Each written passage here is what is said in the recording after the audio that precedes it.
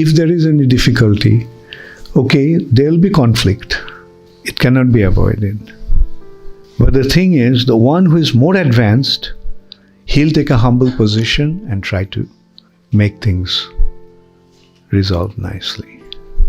So that is the secret.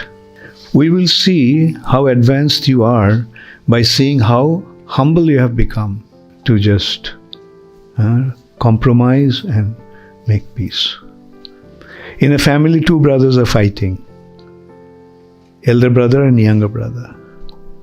So who should take the role of making peace among themselves? Or should we expect that the younger brother will do that? If the younger brother does that, then we have to say that the younger brother is the elder brother. He is more advanced. So take it upon yourselves. When there is a possibility of fight, let us see who is more advanced. If both of you keep on fighting, then also both of you are third-class devotees. You didn't make any advancement.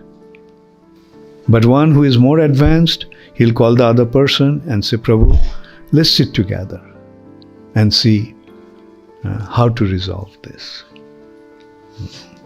And if you can't do that, then go to a senior devotee to make peace. But try to resolve it among yourselves, because the onus of advancing in your spiritual life lies on you.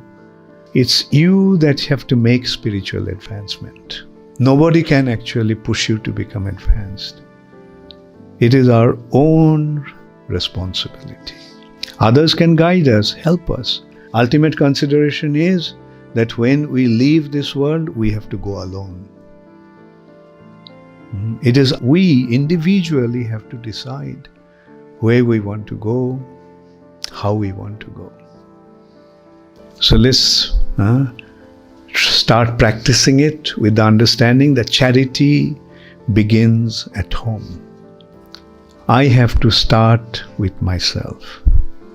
Let me become a good devotee before I try to make others into good devotees.